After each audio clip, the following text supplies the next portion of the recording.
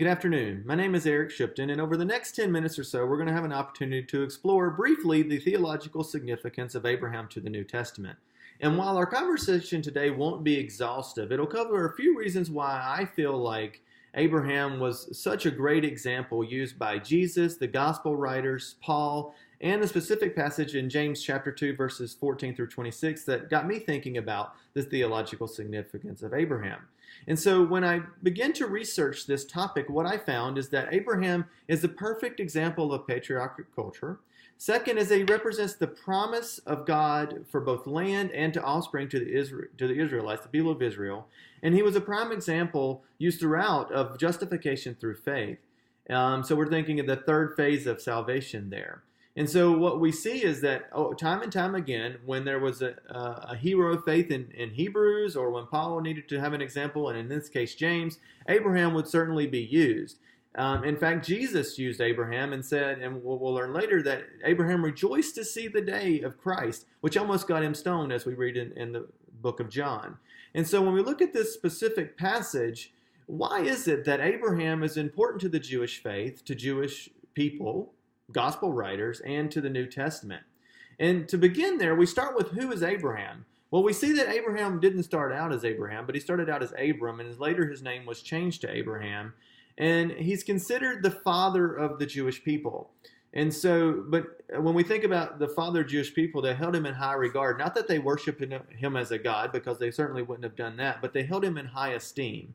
In fact, three major religions in today's culture actually hold Abraham as the father or the founder of their religion. The first is the Jewish faith, the second is Islam or the Muslim faith, and the third is the Christian faith. So the Jewish people would say they have a direct claim to Abraham because God covenanted to him, and that's where the Jewish state came from, if you will. The Muslim faith see their connection back to Abraham through Ishmael, which would be the son that Abraham had with Hagar, the servant of his wife Sarai. And so when you think of that, that's how they connect back to Abraham through the sons. And then the Christian faith connects back to Abraham through the grafting in of the finished work of Christ. And so when we look at that, we can see that over 3 billion people in the modern world will cite Abraham as the father of their religion, which makes him one of the most important people in history. And so when we think about that, and we look at the certain passage in James, what did James say that Abraham did that was so important to be included here? Well, one of the first things that Abraham did, according to James, is that he listened to God. The second is that he believed God, although he did take matters into his own hands, and that's how Ishmael was born, and hence the Muslim faith being connected in. But then he believed God that he would provide, and he actually began to follow through on God's command to him to sacrifice Isaac. And so when we look at that in Genesis chapter 22, God ultimately provides the ram in the thicket. However, Abraham was trusting God and was actually going to go through to sacrifice his son. So through that, Abraham believed and trusted God and followed the commands of God.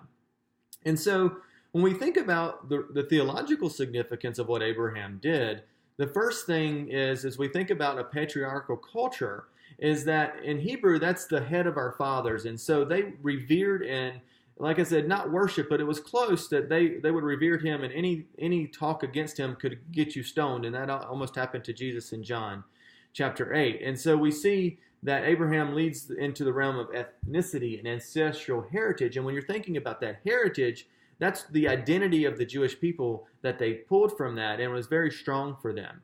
And so not only that, but Abraham represented the promise of God to the covenant people of Israel. And so we see that large portions of the Old Testament are dedicated to the idea of the fulfillment of the Abrahamic covenant or promise, the promise of blessing and the promise of land. And what we see through Jesus is that promise is not just for the Jewish people, but now also for Christians alike.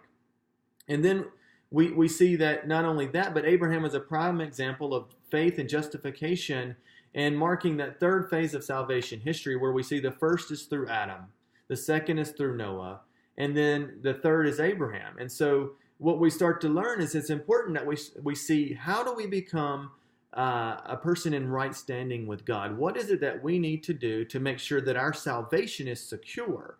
And so especially when we're looking into the New Testament, we don't have a sacrificial system any longer. There's no blood of bulls and goats that we can put out there. What is it that we are going to do to actually become in right standing with God? Is there anything that we can do that will actually get us to the point where God will accept us? And so we begin to explore that. And time again, Abraham is used as an example of someone who believed God and it was counted to him as righteousness. Someone who believed God, and as James said, he was called friend.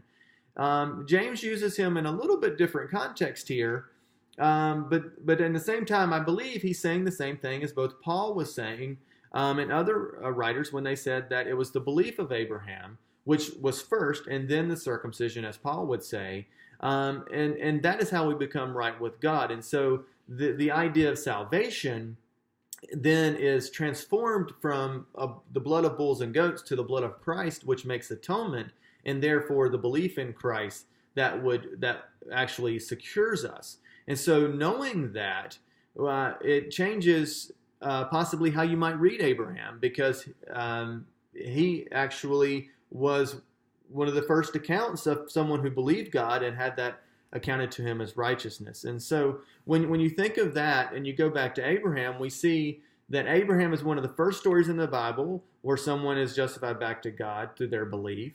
And the story begins, the human story through Adam begins with the idea of fall, the entrance of sin and death, and then the human is preoccupied with finding that meaningful reconciliation back to God. And so the Abrahamic covenant gives us that as an example of how to be reconciled back to God.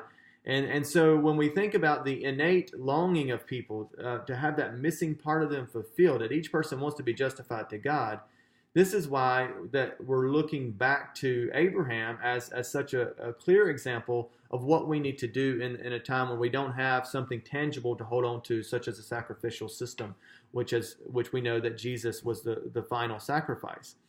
And so we see that through Abraham's faith, a whole world will be blessed, and the original blessing to the Jewish people. And so what I would ask that you get out of this and have an opportunity to see is that Abraham is theologically significant to the New Testament because he represents what many in our culture today, justification by faith. Because we see in Genesis that it says Abraham believed God and it was accounted to him as righteousness. The point is that the covenantal obedience of God and to God.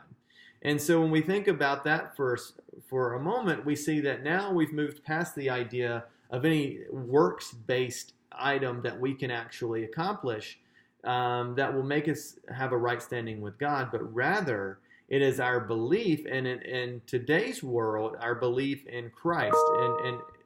And post the crucifixion and resurrection, we are now have the ability to be in right relationship with God through belief in Jesus Christ.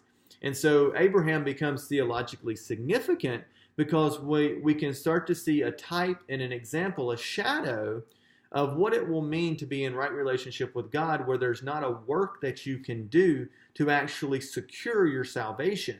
And so, especially in our culture today, and in the cultural context of Christ, and even before that, the context of Abraham, where they were in the sacrificial system, there was always that tangible blood of a bull or a goat or a sheep that they could pull together and say, okay, this has given me right relationship with God. And now they didn't have that. That was done away with. They were no longer under the Mosaic law. They were no longer under the sacrificial system as we read in the New Testament. So what is it that we would hold on to?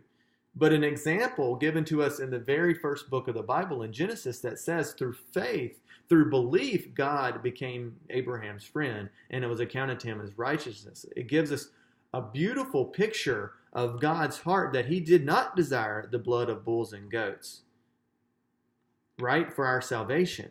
And so now we have an even stronger propitiation through Jesus Christ, and that we do have an example of how belief actually reconciles us back to God. So I hope through this you have an opportunity to see in a brief moment that Abraham becomes theologically significant because he secures the idea that belief in Christ can actually secure our salvation. and that we don't need the sacrificial system any longer.